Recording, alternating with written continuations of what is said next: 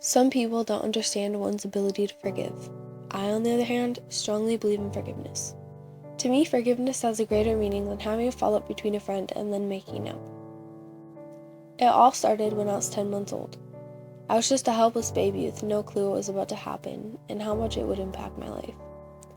In May of 1997, my mom called my dad and said, "I'm signing over my rights to Hannah." She then went and signed a paper, which made me immediately motherless.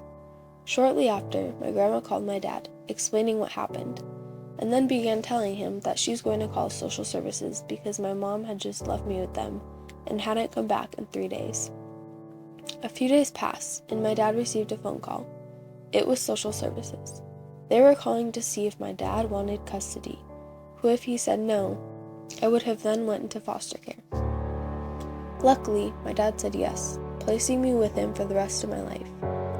You may ask, why on earth would a mother just get up and leave her daughter? My answer is alcohol.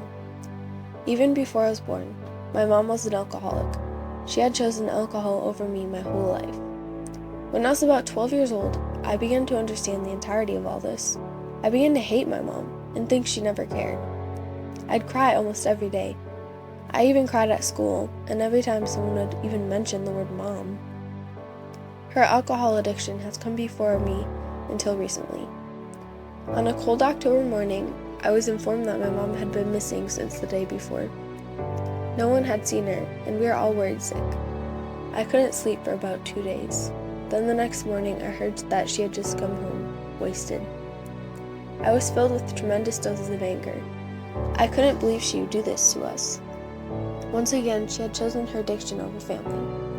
She had us worried sick, all because she wanted her next fix.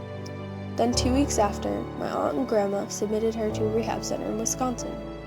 It has been 3 months since she was let out. Now my mom is totally clean and an absolutely different person. This is the point when I finally decided to forgive my mom.